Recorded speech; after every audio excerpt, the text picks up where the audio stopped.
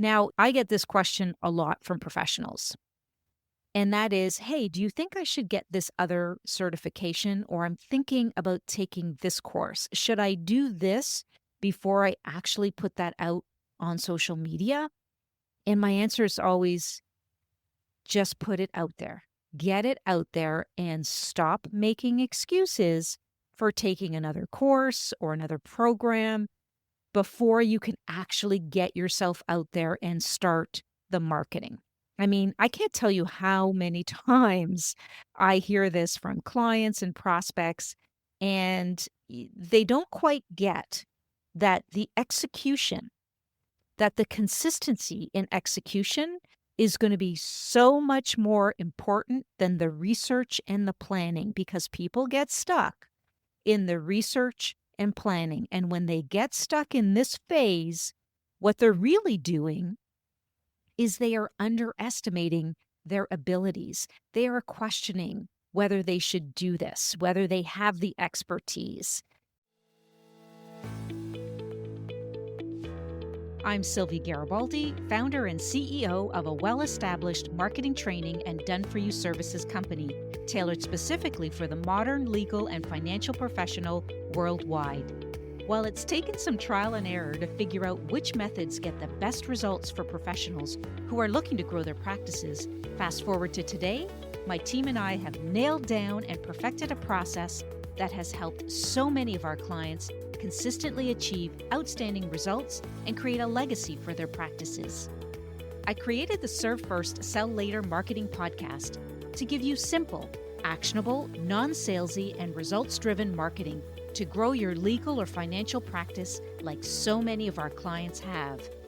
If you're a lawyer, mediator, financial, or divorce professional who is looking to become highly visible and wants to create a practice that makes an impact, then you're in the right place. Let's dive in.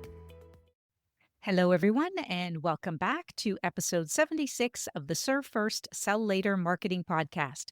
I'm your host, Sylvia Garibaldi. So if you've ever found yourself buried in marketing tasks, such as posting on every social platform, writing blog after blog, or just constantly tweaking your website, only to wonder, is any of this actually bringing in clients? So, if you're a professional, you're not alone because I've seen so many talented professionals pour hours into marketing only to feel frustrated by the lack of real results.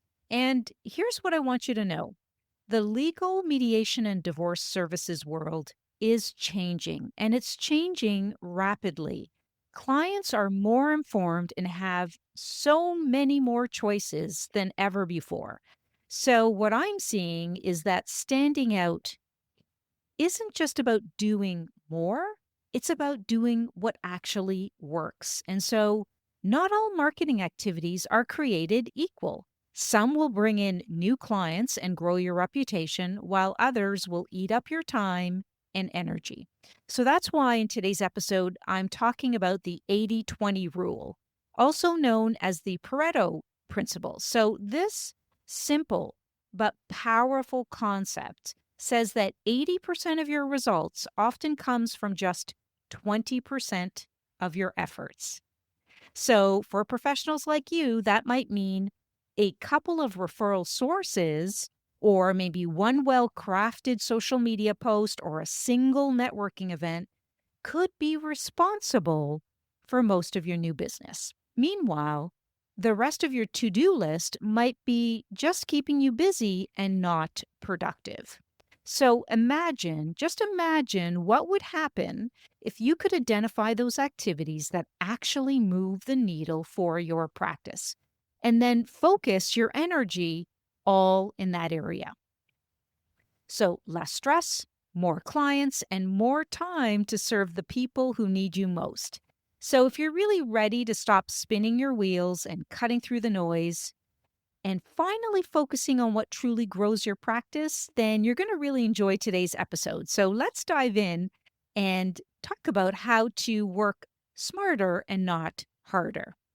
All right, so now that we've laid the groundwork, let's get into what the 80/20 rule actually looks like in real life, especially when it comes to marketing your legal, mediation, or divorce related practice. And I think the core idea here is simple but powerful. About 20% of your marketing activities are responsible for roughly 80% of the results that you see. And so that means that a small handful of your efforts are bringing in most of your new clients. And let that sink in for a moment, because the rest of your activities might just be taking up your time without delivering much in return. So let me give you some examples that are really common in your field. So maybe you've noticed that one or two referral sources, like a trusted family therapist, maybe a financial planner, or even a past client, is sending you the majority of your new cases. And so these relationships are your gold mine. And they've already built trust with the people who need your services. And when they recommend you, clients come with a higher level of confidence. Or maybe you have one lead magnet, like a downloadable guide or checklist on how to prepare for divorce mediation or what to expect in your first consultation. And this could be responsible for some or a bulk of your email subscribers and inquiries. And so that single resource could be doing the heavy lifting in attracting the right people to your practice.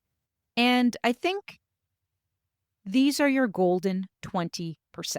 They're the activities and connections that consistently bring in the right clients and help you build your reputation in the community.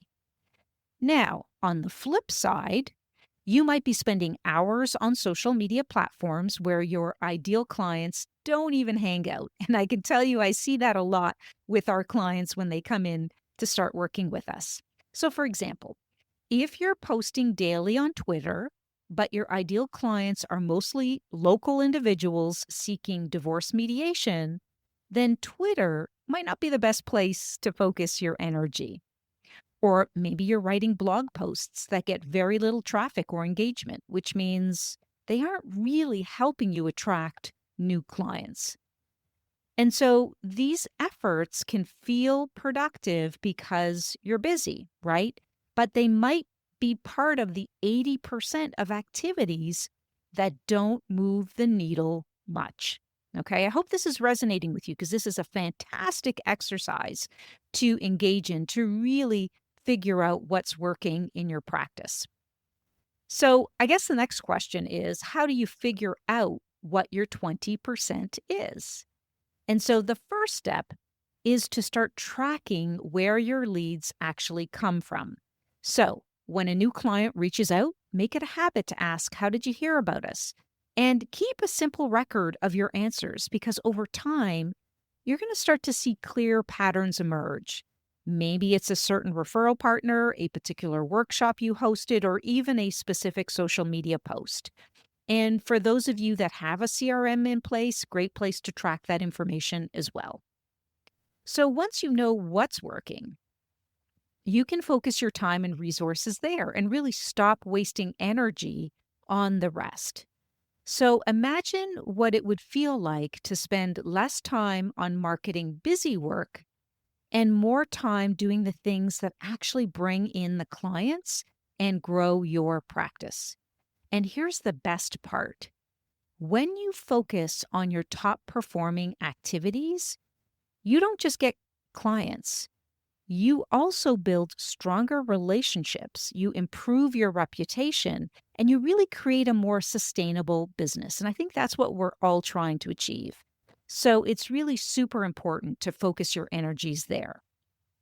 So we've talked about where your best results come from. And let's now dig into the flip side, those marketing activities that eat up your time but don't actually move the needle for your practice.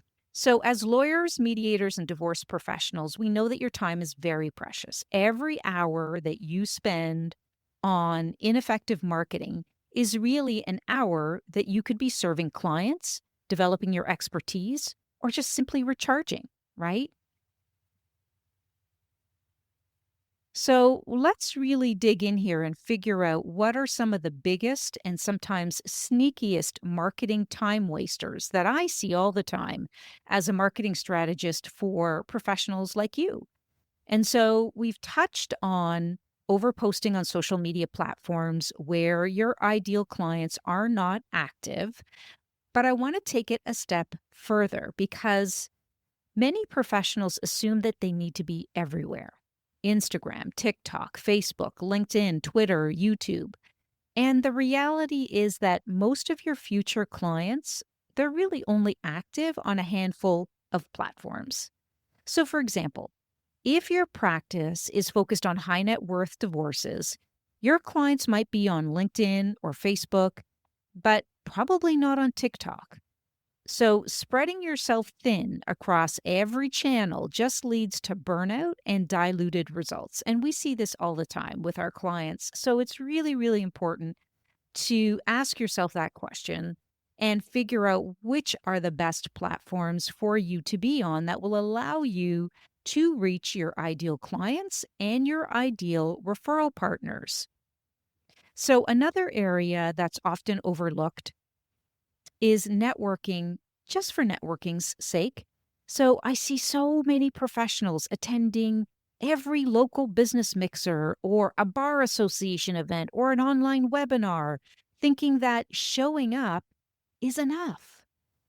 But if you're not connecting with people who are either your ideal clients or strong referral partners, you're really just collecting business cards and you're not building your practice. It's about quality and not quantity, really. So here's one that might surprise a lot of people: chasing awards and recognitions that don't matter to your clients. Okay, so sure, it feels great to be named top 40 under 40, or you get a badge for your website. But you need to ask yourself, do your clients actually care about these accolades? Or are they more interested in testimonials, case studies, or clear explanations of how you can help them? So sometimes what we're seeing is that the time and money spent applying for awards is really better invested elsewhere. Okay. I can get this question from clients: oh, should I be investing in trying to get this award? And, the question is, how do you want to be seen? Do you want to be seen as someone who has all these awards and accolades, or do you want to demonstrate your expertise through your activities, your social media, how you present yourself, your positioning? All of that stuff will speak volumes, so much more than an accolade would. Okay, so let's talk about content for a minute. Writing those endless blog posts is a classic time sink. So, if you're creating maybe long, detailed newsletters that go unread, or maybe you're producing videos that don't even get views, right? So many professionals think, well, if I just create more content, people will find me. But if you're not promoting that content in the right places, or if it's not addressing the real questions and pain points that your clients have, it's just adding to the noise. Okay. And so here's a subtle one: over relying on paid ads without tracking results. So I've seen many firms pour thousands of dollars into Google ads or Facebook campaigns. But when we ask, well, how many clients did you get from this? There's often silence. So, paid ads can work, but only if you're tracking conversions and adjusting your strategy based on real data. And so another hidden time waster is over automating your outreach. So, what do I mean by that? So, tools that send mass emails or LinkedIn messages might seem efficient, but they can actually hurt your reputation if they feel impersonal or spammy. And I think that's really important to understand.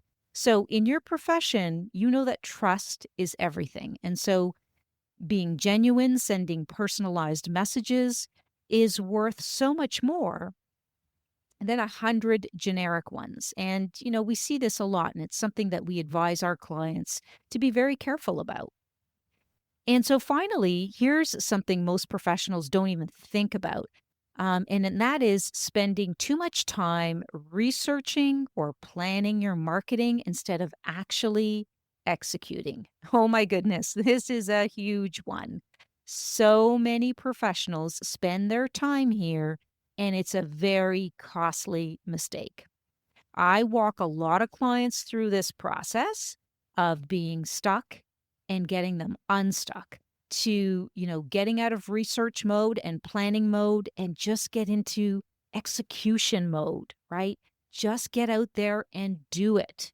And it's so easy to get caught up in the reading of the latest trends or watching webinars or tweaking your strategy for the 100th time because at some point, you have to put your plan into action and see what works for your unique practice.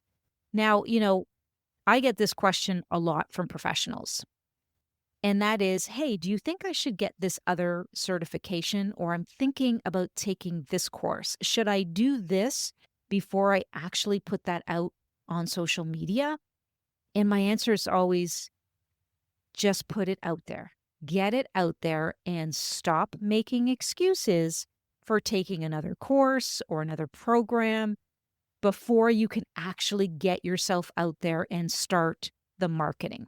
I mean, I can't tell you how many times I hear this from clients and prospects, and they don't quite get that the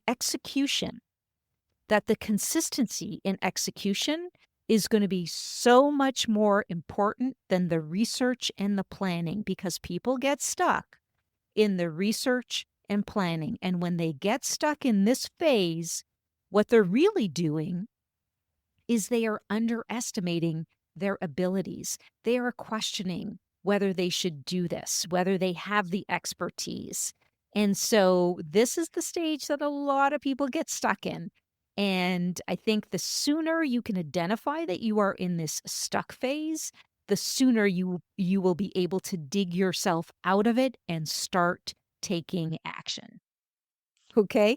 I hope this is making sense. This piece of advice comes from many, many years of experience in coaching so many professionals in this field to take action and to stop getting stuck in that perfection mode or in that other course or other certification mode, if you will. Okay. I hope this is making sense. So here's my challenge to you. Take a close look at your weekly routine. So, where are you spending your time? What could you stop doing or do less of without any negative impact on your business? So, by identifying and eliminating these hidden time wasters, you'll free up not just many hours, but so much mental energy and focus. And that's what allows you to double down on the marketing activities that actually brings in clients, builds that reputation, and helps you make a real difference in people's lives and really supports the work that you love to do. By the way, if you're finding this episode valuable, I've covered related topics in past episodes that can help deepen your understanding. So be sure to check out those episodes. I'll drop the links in the show notes so you can easily find them. All right, now that we've talked about cutting out the marketing time wasters, it's time to focus on the good stuff. So, how do you identify your top performing marketing activities? And this is really where the magic happens because once you know what's working, you can put so much more energy there. And then you can see how your practice is actually growing, expanding when you're putting your energy in the right places. So, one of the simplest but most powerful ways to start this is to do a quick audit of your last 10 clients. Okay, so I want you to take a moment to look back and ask yourself, how did each of these clients find me? Was it through a referral? Was it a social media post, a workshop, a webinar? Was it a specific piece of content like an article or a video? Was it a presentation I delivered? So you might be surprised by what you discover when you do this research because Sometimes it's not the flashy new campaign that you've just launched, but an old referral relationship or a simple conversation at a networking event that's been quietly bringing in the most clients. So, if you don't already have a system in place, I want you to start tracking this information moving forward. So, when a new client contacts you, always ask, "So, how did you hear about us?" And keep a record, right? So, over time, this data becomes gold because it tells you exactly where to focus your marketing efforts. So, next, I want you to look at which types of content are leading to consultations or inquiries. So, for example, do your potential clients respond more to educational blog posts? Maybe videos explaining the mediation process? Is it downloadable guides? So, which social media platform gets the most direct messages or comments for people interested in your services? That's something else you can look at. So, this is important because it's not just about how many people see your content, but who takes action after seeing it.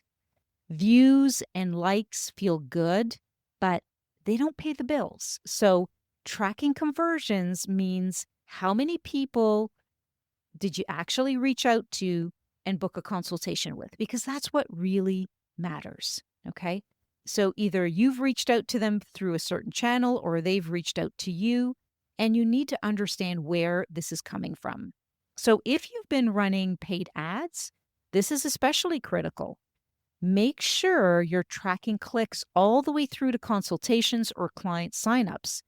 Because if you're not seeing a return on investment, it's really time to rethink or pause those campaigns.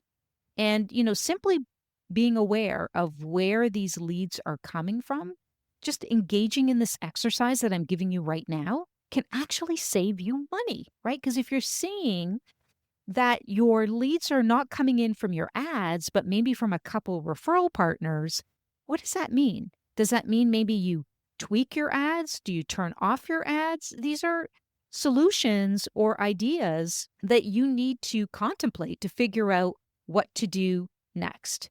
Because, if you're seeing that most of your leads are coming from, for example, these two referral partners, then, you could actually save some money by turning off those ads for now. But the idea here is double down on what's working and turn off what's not working. Okay.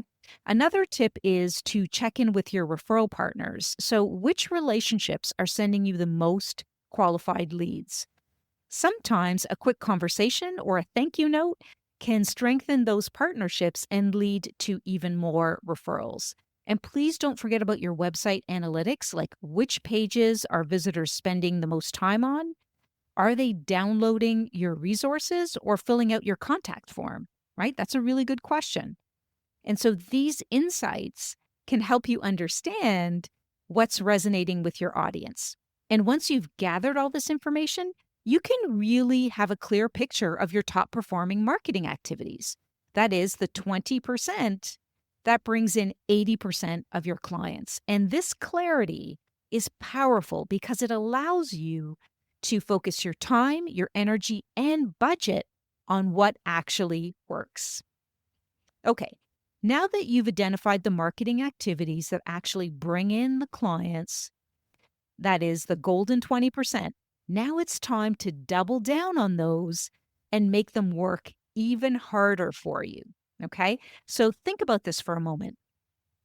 What if you could get more clients, build deeper trust, and grow your practice all without working longer hours or feeling overwhelmed? And I'll tell you, this is exactly what happens when you focus on your top performing marketing activities and you use smart systems to amplify your efforts. Okay. And this is something we teach our clients to do, is to double down on what's working and to maybe change what's not working and really creating systems that are going to get you traction. So let's talk about creating a really focused content strategy for a moment, because many professionals think that they need to cover every topic under the sun or be present on every social platform. But here's a wow insight for you. Niche content that speaks directly to your ideal client's most pressing problems can consistently outperform broad generic marketing. And, in having looked at many professionals' social media, I can tell you that a lot of their stuff is very generic and doesn't get as granular as it should in order to identify to clients that you know what you're talking about and that you've been where they are in terms of helping people get to a solution. So, the challenge that they're currently experiencing, you have solutions that you've seen before and you know that they work. But you've got to be very specific about that. And what we're seeing in marketing is it's too broad, right? They're just talking generically about maybe divorce mediation or how collaborative divorce works.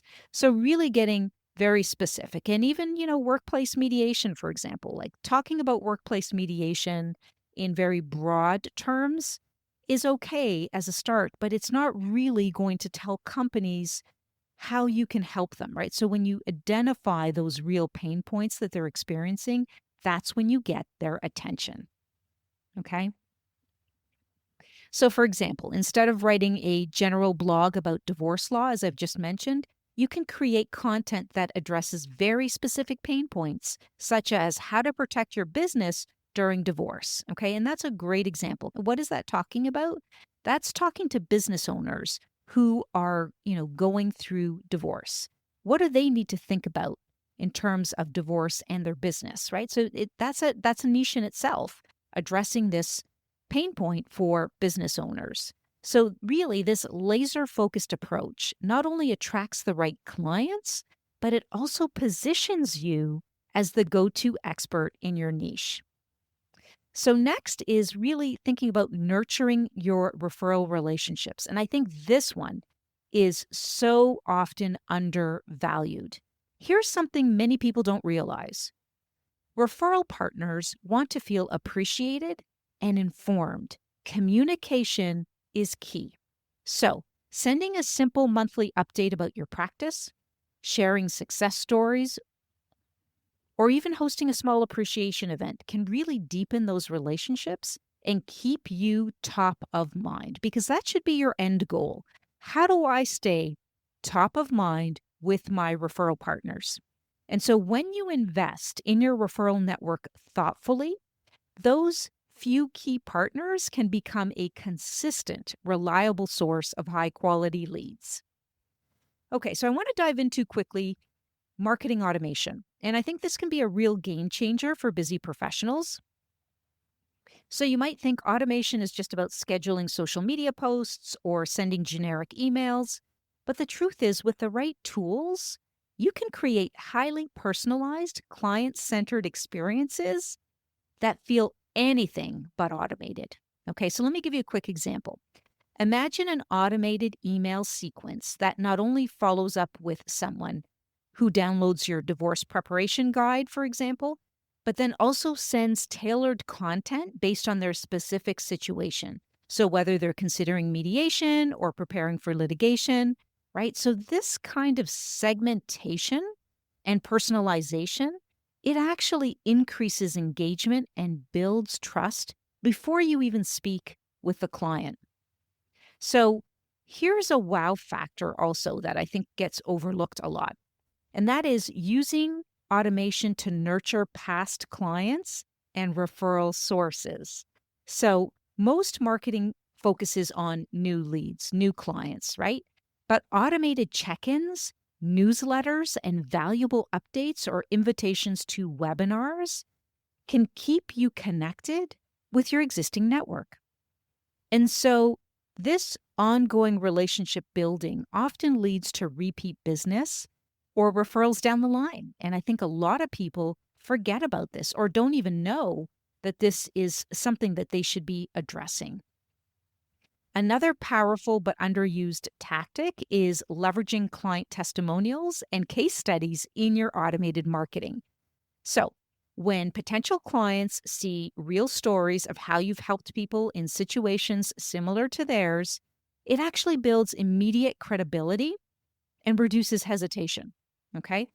automate the process of collecting testimonials after a case closes, and then integrate those stories into your email sequences, your website, and your social posts. So if you make a habit of that, of automating the testimonials, knowing when to ask for them, sending that email out, and then building that into your email sequences so that you're actually updating your email sequences with new testimonials all the time, that becomes an automation that can really elevate your marketing. So, automation can also help with appointment management. So, tools that send automated reminders and follow ups. What that does is that just reduces no shows and keeps your schedule full. And all professionals want that, right? So, some platforms even allow clients to book consultations directly online, really removing the friction from the process and making it easier for them to say yes to working with you. So, super important. And let's not forget about delegation. If you have a team, or even if you're a solo practitioner who's willing to outsource, delegating routine marketing tasks can free up huge chunks of your time. Okay. And this is a service that we offer for our clients all the time, like delegating to us to do some of those marketing tasks that will actually move the needle for them. So I think many professionals don't realize how much time they spend on things like social media posting, email list management, graphic design, all of those things, right? So hiring a marketing specialist to handle these tasks for you can let you focus on doing what you do best, and that's serving clients and really strategizing your growth. Okay, here's another wow insight. Regularly reviewing and tweaking your marketing based on real data is what separates successful practices from those stuck in the same place. Okay. So, marketing isn't set it and forget it. It's really all about scheduling weekly, monthly, quarterly reviews of your analytics, like maybe website traffic, email open rates, conversion rates. And you can actually spot trends. You can identify what's working and what you can do to pivot quickly. And so I think this kind of agility keeps your marketing fresh and effective. So let me give you a quick example. If, for example, you are delivering a webinar or you're holding a live event in person, and so you have so many people that have registered and you've sent out an email reminder 1 week before, and then you start to realize, well, not a lot of people showed up for this event. And then when you do your subsequent event, you are actually increasing the number of email reminders. And all of a sudden, you're looking at your stats and you're going, wow, we had about 10% more people show up to this event. Why was that? Wow. Okay. You go back to your analytics and you see, well, we sent out 3 email reminders as opposed to that one that we sent out the initial time. Okay. That's looking at analytics. That's what's telling you what's working and what's not. So now for your next event, you know you need to send out 3 reminders in order to get an improved show up rate. Okay, I hope this is making sense. That's another example of looking at analytics. So finally, remember that doubling down doesn't mean doing more of everything. Okay, it means doing more of the right things. And so when you combine focused content, strong referral relationships, smart automation, and strategic delegation, you build a marketing system that works for you 24/7. And I think this system not only attracts more clients, but also builds your reputation as a trusted expert who truly understands and supports people through difficult times.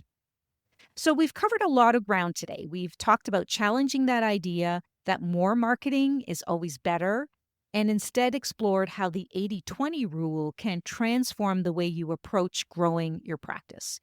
And you've learned how to spot what's really working, how to cut out the busy work, and how to double down on the marketing activities that actually bring in clients and the results that you're looking for. So, if there's one thing I hope you take away from this episode, and that is that you don't have to do everything. You just have to do the right things and do them well. Because when you focus your energy on the 20% of activities that generate 80% of your results, you'll not only see more consistent growth, but you'll also reclaim valuable time and reduce your stress. So, next question is, how do you put this all into practice? So, I want to break this down into a simple 30-day action plan that you can start right now. You don't need to overhaul everything at once. Small, focused steps can lead to big results. Okay, so in week one, you're going to look at doing an audit and building awareness. So that means setting aside 1 hour this week to review your last 10 to 20 clients. And for each one, jot down how they found you. Was it a referral? Was it a Google search, a workshop, a particular social media post, or something else? And make a list of all of your current marketing activities. This includes everything from social media and website updates to networking to speaking engagements, email newsletters, and paid ads. So in week two, you want to look for patterns in your client list. Which sources show up again and again, and highlight your top 2 or 3 lead sources. Review your marketing activities list. Circle the ones that directly contributed to bringing in clients and be honest. If something hasn't led to a client or a strong lead in the last 6 months, put a question mark beside it and decide, is this something that I need to continue? Should I monitor it, or should I just get rid of it altogether? And don't forget to check your website analytics and your social media insights for your most visited pages, the most engaged posts, and the highest performing content. So in week three, you're going to decide which marketing activities you're going to double down on. And these should be the ones that have consistently brought in clients or built strong referral partnerships. So make a stop or delegate list. I love this one. So identify at least 2 activities that you can either stop doing altogether or delegate to someone else. And this could be a team member, an assistant, a marketing specialist, but make sure that you are delegating it. And if you're not already using automation tools, research 1 or 2 that could save you time. Okay, so for example, look into automated email follow-ups, appointment scheduling, or social media post schedulers. So in week 4, you want to put your new focus into action. Spend more time nurturing your top referral sources, improving your best performing content, or investing in the platforms that actually reach your ideal clients. And you also want to set up a simple tracking system. This could be a spreadsheet, a CRM tool, where you just record every new inquiry and how they found you. And I think that's super, super important. And then you want to schedule a 30-minute review at the end of each month to see what's changed. Are you getting more inquiries from your best sources? Are you spending less time on things that don't work? Okay, so really think about that. And here's a last bonus tip I want to leave you with. If you want to supercharge your results, reach out to your top referral partners and thank them. Ask them if there's anything you can do to support them, or if they'd like to collaborate on a webinar or workshop, because strong relationships are often the foundation of every thriving practice. And remember, please remember, you don't have to do this alone. If you'd like expert help identifying your top performing marketing activities or building a streamlined strategy that fits your unique practice, I'd love to support you. So you can book a strategy call with me by clicking the link in the show notes. And remember, less effort, more results. Focus on what works and watch your practice grow. Thanks for tuning in today. And if you haven't already, make sure to subscribe so you don't miss future episodes packed with actionable strategies to grow your practice. See you in the next episode.